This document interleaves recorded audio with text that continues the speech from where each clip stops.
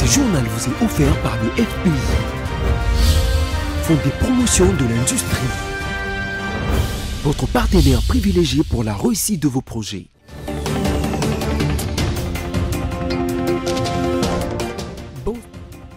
Bonsoir à tous et bienvenue à cette édition du journal consacrée à la page rétrospective de la semaine dont voici les sommaires. Vous l'avez suivi au cours des 7 semaines où la République démocratique du Congo a été élue membre du Conseil des droits de l'homme des Nations Unies avec 172 voix sur 190 votants pour les mandats 2025-2027. Et puis les prestataires de la Covid-19, notamment médecins, pharmaciens, infirmiers, ont été tous en sit-in le mardi dernier devant le ministère des Finances à Gombe pour réclamer plusieurs mois d'arriérés de leur salaire. Et enfin, l'inhumation le jeudi 10 octobre dernier de la première vague de victimes du naufrage du bateau MV Merdi, la cérémonie des obsèques s'est déroulée au stade de l'unité d'Egoma dans la même ville. Avec 172 voix sur 190 votants, la République démocratique du Congo a été largement élue au Conseil des droits de l'homme, qui siège à Genève et sans suspense, puisqu'il y avait 5 candidats pour 5 sièges du côté du groupe Afrique et sur les 18 sièges distribués à New York. Et cette élection n'est perçue comme une victoire pour les gouvernements congolais qui intervient alors que le pays est vivement critiqué pour la dégradation de la situation des droits de l'homme et un succès diplomatique du président de la République, Félix Antoine Tshisekedi Tshilombo, qui avait démontré à l'assistance présent lors de l'Assemblée générale de chefs d'État et des gouvernements l'intérêt pour son pays d'occuper ce siège pour 2 années. De son côté, la ministre des Droits humains, Chantal Chabou, a souligné que la République démocratique du Congo pourrait utiliser cette place pour renforcer ses efforts en matière de la protection des populations vulnérables. Cependant, plusieurs organisations non gouvernementales pointent du doigt les arrestations arbitraires de militants et d'opposants ainsi que des conditions carcérales désastreuses dans le pays. Ces organisations non gouvernementales critiquent également la surpopulation carcérale et les violences signalées dans les prisons, notamment à la prison centrale de Makala à Kinshasa. Notons que la République démocratique du Congo sera aux côtés du Bénin, de la Gambie, du Kenya et de l'Éthiopie pour les groupes Afrique. Ces 5 pays siégeront pour 3 ans à partir du 1er janvier 2025.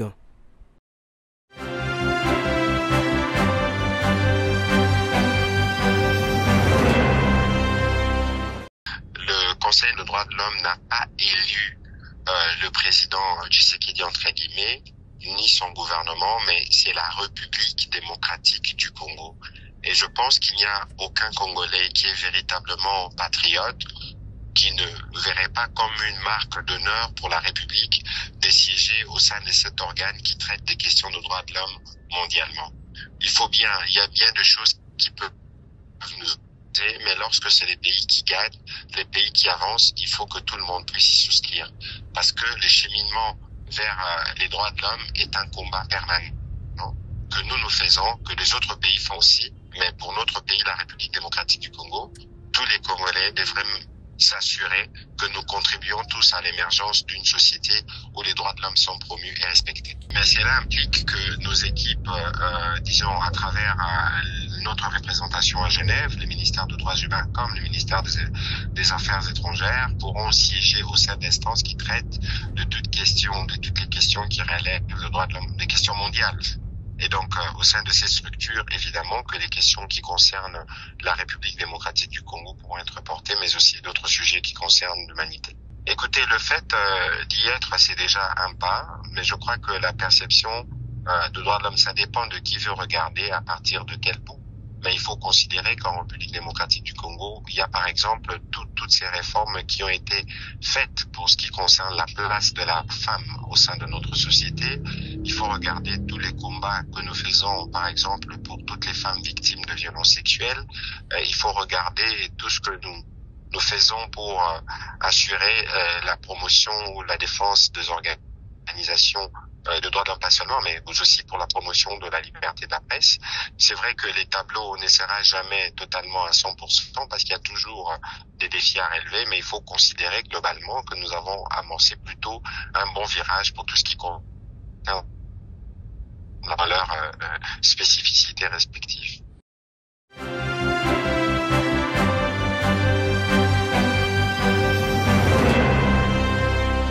Malgré l'opposition de quelques députés nationaux sur la prorogation de l'état de siège qui, selon eux, ne produit pas des fruits car jusqu'à maintenant, l'Est de la République démocratique du Congo est toujours en guerre. Pour la énième fois, il a été prolongé. Pour les deux provinces en proie des hostilités, ils ont notamment dénoncé la recrudescence de l'insécurité et la prolifération des groupes armés qui sont à l'origine des tueries à répétition dans différentes localités malgré l'état de siège. Ils ont continué à protester dans la salle de la plénière. Vital Kamerhe, président de cette chambre basse du Parlement, leur a demandé de voter pour cette prorogation sollicitée par le gouvernement avec la condition de l'évaluer globalement par la plénière dans les jours à venir. Ainsi, l'Assemblée nationale a pour mission de mettre en place une commission d'enquête et d'évaluation pour déterminer les termes des références de cette mission qui sera envoyée dans le but de s'enquérir de la réalité sur le terrain pour permettre à la plénière de proposer des résolutions qui vont sanctionner l'avenir de l'état de siège et de la situation sécuritaire dans l'Est de la RDC. Pour ce qui concerne la finalisation de la composition des bureaux des commissions permanentes et ses membres, Vital Kamerhe a annoncé à la plénière que cette matière sera abordée au cours d'une prochaine session sur demande du groupe parlementaire UDPS Tshisekedi afin de lui permettre de finaliser la liste de ses délégués.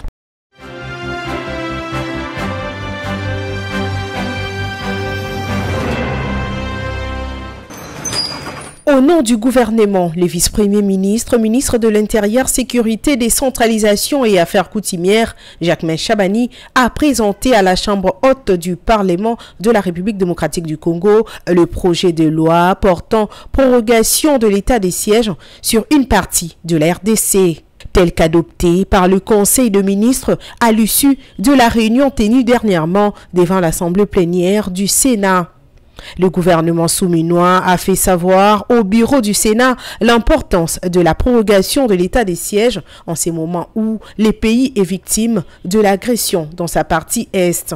Sur ce, la prorogation de l'état des sièges permettra, comme dans les passés, aux forces de défense et de sécurité de continuer de faire face aux multiples tentatives d'incursion et attaques de la coalition terroristes du M23, RDF et tant d'autres forces négatives. Notons que l'Assemblée nationale a déjà adopté ses projets de prorogation de l'état des sièges depuis le début de la semaine au cours de la plénière du lundi dernier.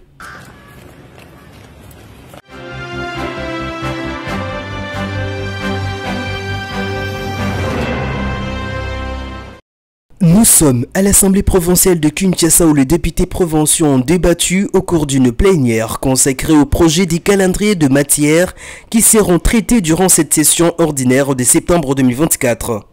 Quelques amendements ont été proposés lors du débat de ces projets avant son adoption. La dite commission a pour mission notamment de rédiger les rapports généraux faisant ressortir la synthèse de toutes les difficultés et préoccupations soulevées par le député dans les rapports des vacances parlementaires, de sélectionner les recommandations ayant un caractère prioritaire et dont l'application s'impose dans le meilleur délai pour l'amélioration des conditions de vie de la population quinoise, a indiqué Lévi Mbouta, président de cet organe législatif. Il y a des édits qui sont en train d'être déposés. Nous avons jugé à notre humble avis que nous puissions enregistrer ces édits et nous félicitons les honorables députés qui sont en train vraiment de travailler. Nous avons trouvé qu'il y a des édits très importants et très riches. Et là, on s'est dit déjà que nous aurons une très bonne production législative pendant notre mandat. Notons que sur les 48 députés qui comptent l'Assemblée provinciale de Kinshasa, seuls 26 ont répondu présent, 14 absents, 2 excusés et sous siège manquent jusqu'à présent.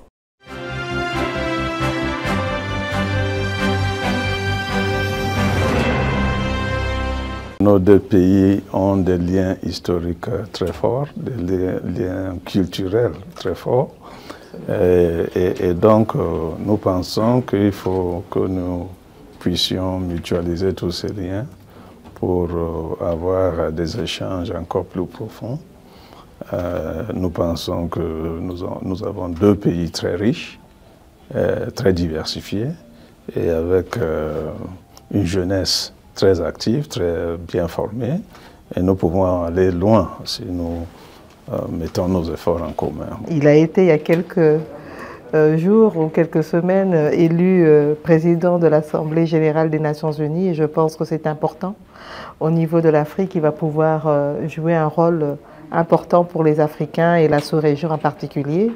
Et en tant que pays frère, je pense qu'il était important aussi d'échanger sur les différentes problématiques que nous avons dans le cadre du développement, que ce soit en termes environnementaux. Aujourd'hui, la République du Cameroun a signé un mémorandum d'accord dans le cadre du café.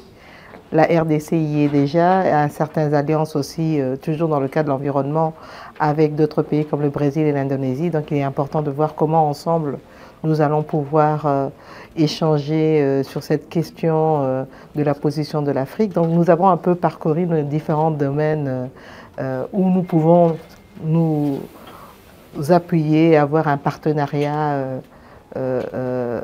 gagnant-gagnant pour nous, pays.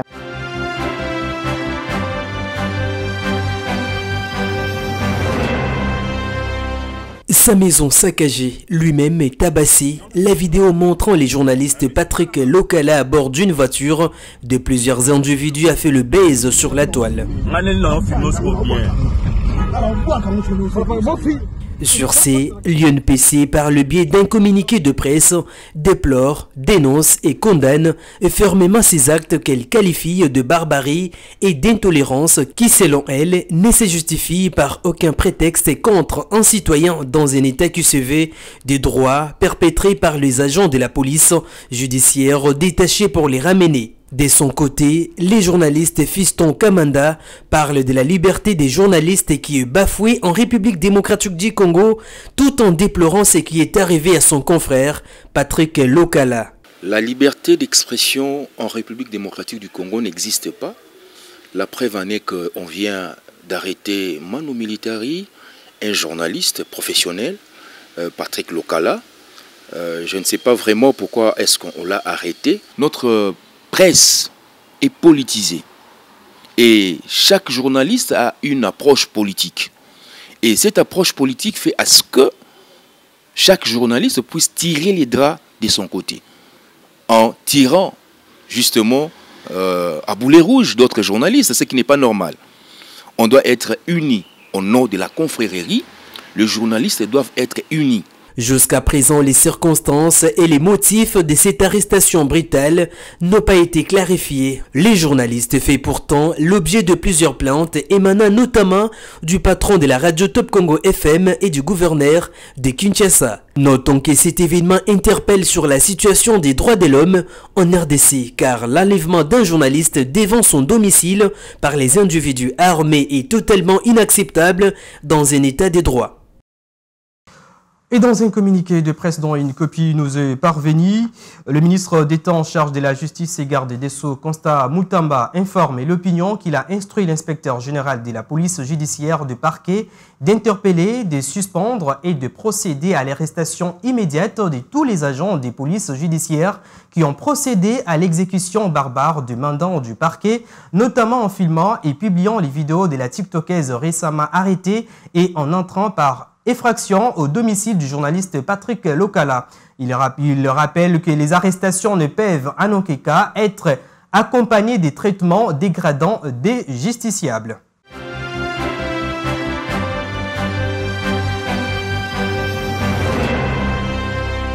Le général Blaise Kilimbalimba avait été suspendu après près de 2 mois, tout comme le général Kabeya, à titre conservatoire par le vice-premier ministre Jacques Chabani.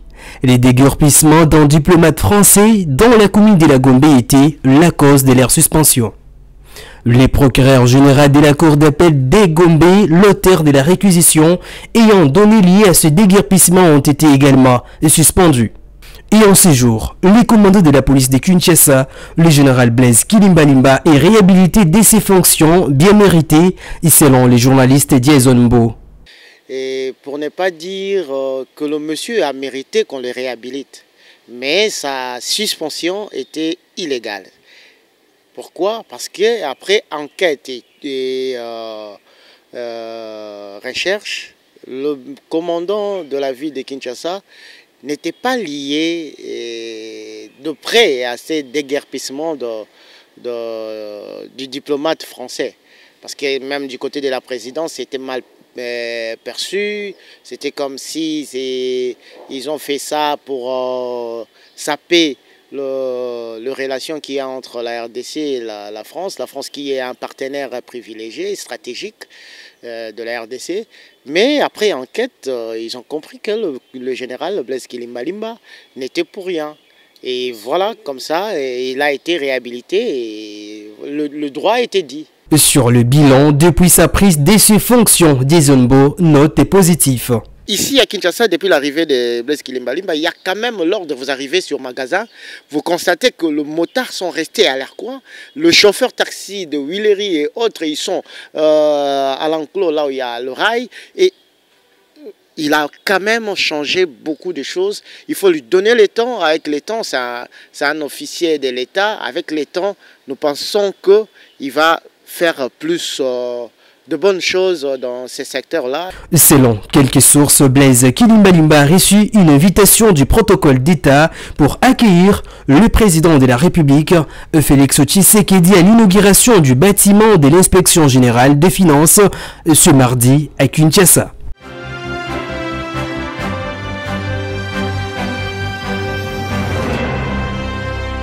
Premièrement, le plan harmonisé pour la neutralisation des FDLR et le désengagement des forces. Ce plan repose sur deux volets, l'un pour la neutralisation des FDLR et l'autre pour le retrait des forces rwandaises. Dès avril 2024, la République démocratique du Congo a élaboré son plan de neutralisation des FDLR, avec précision et incluant une évaluation complète de la menace, des opérations militaires et un suivi rigoureux des résultats. En revanche, la contribution du Rwanda sur le retrait des forces se résume à une simple promesse de retrait sans garantie ni détails concrets, créant un déséquilibre qui compromet l'application cohérente du plan. Pire encore, le Rwanda conditionne son retrait à la neutralisation des FDLR, un chantage qui viole les principes fondamentaux du droit international. Le Rwanda rejette toute clause de responsabilité dans un éventuel accord de paix, ce qui soulève de graves interrogations sur la sincérité de son engagement envers la paix. En République démocratique du Congo, nous acceptons pleinement d'être tenus responsables de nos actes, car le principe de responsabilité est le socle de toute résolution de conflit. Il impose à chaque partie de respecter scrupuleusement ses engagements, avec rigueur et sincérité. La République démocratique du Congo réaffirme la nécessité impérative d'un mécanisme de justice régionale pour répondre aux violations flagrantes du droit international commises depuis la résurgence du M23 en 2022. Le Rwanda refuse catégoriquement l'inclusion de toute disposition visant à intégrer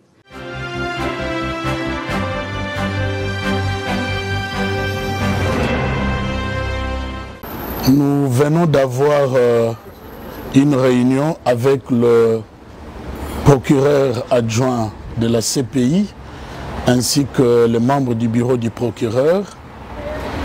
À travers cette réunion, nous leur avons délivré le message du peuple congolais à travers son gouvernement, le gouvernement souminois, mis en place par son Excellence, Monsieur le Président de la République, Félix Antoine Tshisekedi Tshilombo.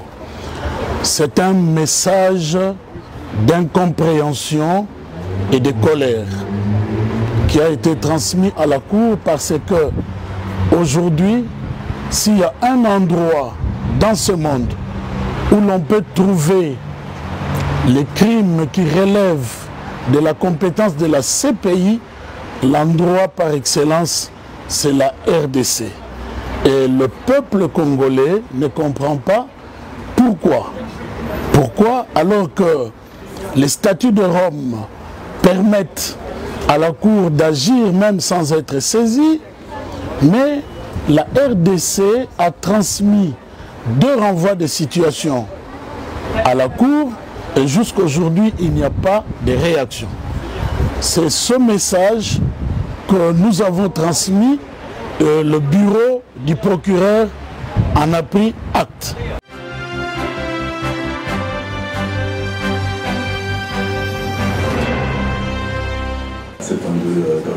Cet événement a constitué une occasion précieuse pour renforcer les relations commerciales entre l'Europe, l'Afrique et l'Asie, tout en abordant les principaux défis qui freinent encore les échanges commerciaux entre ces régions.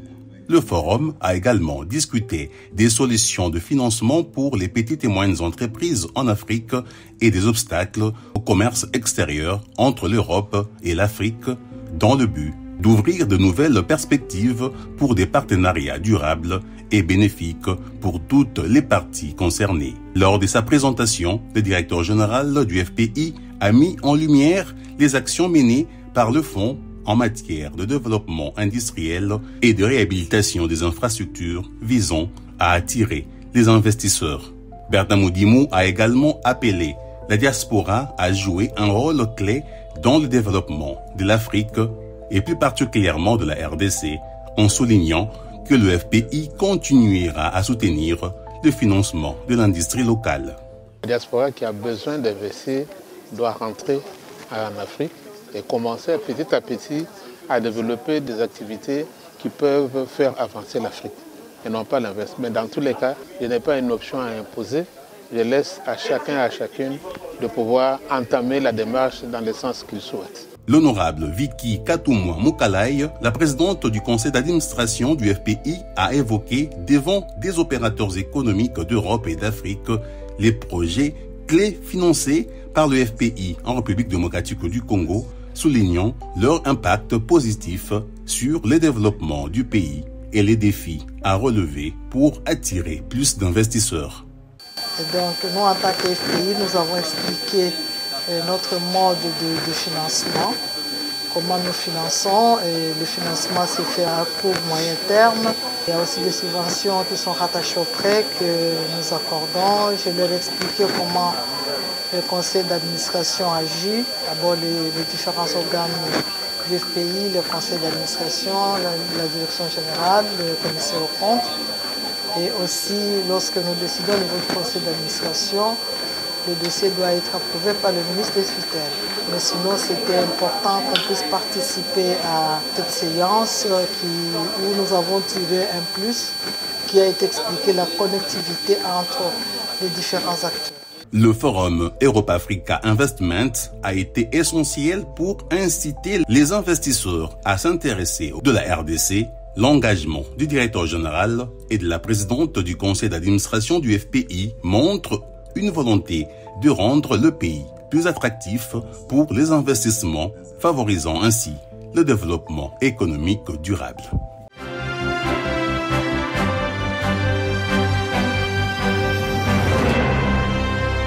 Ça fait 2 ans que nous sommes en train de courir derrière cette paix. C'est ce qui nous a menés sur ces lieux. Ainsi, nous sommes venus, comme notre dossier se trouve déjà au ministère des Finances, nous sommes venus savoir pourquoi ce dossier-là est bloqué. Parce que ce n'est pas la première fois que ce dossier est bloqué à ce niveau, c'est la 3e fois. Nous sommes venus savoir la cause pour laquelle notre dossier est bloqué et pouvoir lever... Nous avons ras-le-bol. C'est depuis 2 ans. Je pense que c'est la seule république où les prestataires Covid-19 n'ont jamais été payés. Nous avons été ici, ça c'est la 3e année. Alors, plus de DTO ont déjà expiré. Aujourd'hui, nous nous sommes dit que les 3e DTO ne peuvent pas être expirés parce que c'est ça leur stratégie. La première ministre a signé les documents, le ministre du budget a signé les DTO. Maintenant, pour que celui des finances puisse signer l'OPI, ça pose toujours problème. La première ministre a dit que ça soit payé à mort d'urgence. On ne sait pas pourquoi est-ce qu'il fait ces manœuvres dilatoires. Qu'est-ce qui se cache et qu'est-ce qui se cache là-dedans? En tout cas, nous voulons que notre dossier soit libéré aujourd'hui.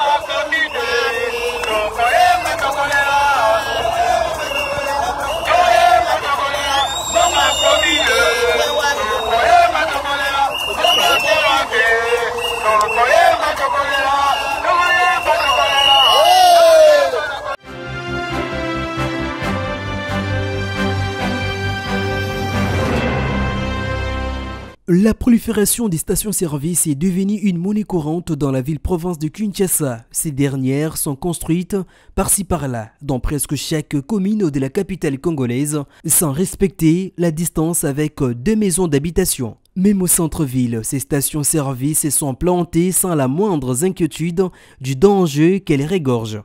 La question se pose, cette prolifération a été en développement pour l'économie nationale ou le manque de respect des lois établies?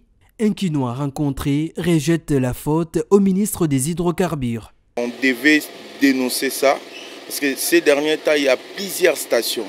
Tandis qu'il y a des autorités qui sont là comme chargées de ces tutelles-là qui doivent veiller sur ça. Parce que les stations sont en train de se construire derrière des parcelles, derrière des maisons, derrière là où il y a des personnes qui habitent. Normalement, le gouvernement doit veiller sur ça. Beaucoup plus, je pourrais directement adresser au ministère tutelle des hydrocarbures ainsi qu'au chef du gouvernement, Madame Judith Souminois. Il doit veiller vraiment sur ça pour que demain ou après-demain, ça ne puisse pas nous causer des inconvénients. Ainsi, la prolifération des stations-service à Kinshasa était un phénomène complexe mélangeant opportunités économiques et défis majeurs. Si elle répond à une demande croissante et contribue au développement économique, elle soulève également des questions sur la régulation, l'environnement et la transparence. Les autorités congolaises devront trouver un équilibre entre encouragement à l'investissement et régulation stricte pour garantir que ces développements profitent valablement à l'ensemble de la population kinoise.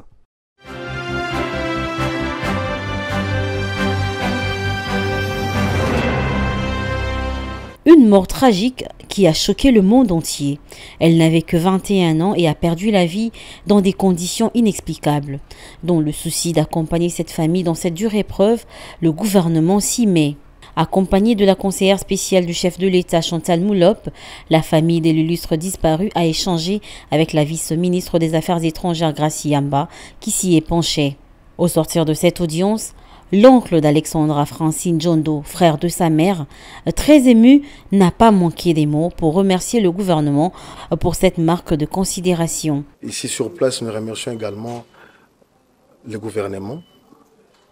Et comme vous l'avez dit, nous venons là de rencontrer la vice-ministre des Affaires étrangères qui nous a reçus parce que vous comprendrez que, outre la famille souffre, parce que c'est notre fille, c'est notre enfant, c'est notre sœur, mais c'est un problème d'État parce que c'est une citoyenne congolaise qui est allée pour les études au Canada et qui a trouvé une mort atroce.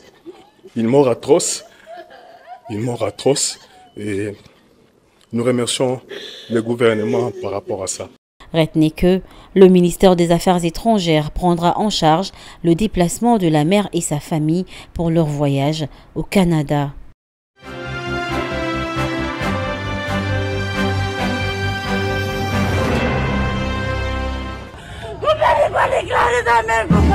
De pleurs, des cris, des émotions de toutes sortes. La tristesse se faisait ressentir ici, au stade de l'unité de Goma, lors de la cérémonie d'adieu de la première vague des victimes du naufrage de la fois dernière sur les lacs Kivu. La dite cérémonie des obsèques de ces derniers s'est déroulée devant plusieurs autorités nationales et provinciales, un jour après qu'un compromis ait été trouvé entre les gouvernements et les familles de victimes, leur permettant de récupérer les corps pour organiser les obsèques dignes. Et c'est à ces moments même qu'une réunion s'est faite sous la direction de la ministre des Affaires sociales, Aziza Mounana, pour l'organisation de ces obsèques, les obsèques de la première vague de victimes de ces naufrages. En attendant les recherches qui se poursuivent pour retrouver d'autres corps, toujours sous eau. Notons que 15 corps ont été enterrés ce jeudi dans la ville de Goma au cimetière Makao. Que leurs âmes reposent en paix. Ce journal consacré à la page rétrospective de la semaine touche à sa fin, mais avant tout les rappels des principaux titres. Vous l'avez suivi au cours des 7 semaines où la République démocratique du Congo a été élue membre du Conseil des droits de l'homme des Nations Unies avec 170 voix sur 190 votants pour les mandats 2025-2027. Et puis les prestataires de la Covid-19, notamment médecins, pharmaciens, infirmiers, ont été tous en sit-in le mardi dernier devant le ministère de Finances à Gombe pour réclamer plusieurs mois d'arriérés de leur salaire. Et enfin, l'inhumation le jeudi 10 octobre dernier de la première vague de victimes du naufrage du bateau MV Merdi. La cérémonie des obsèques s'est déroulée au stade de l'unité d'Egoma dans la même ville.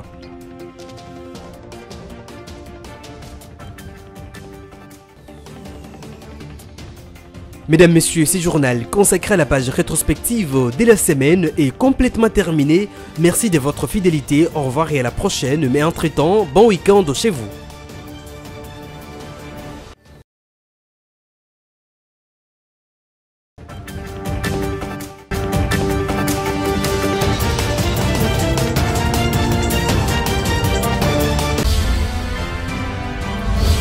Ce journal vous a été offert par le FPI.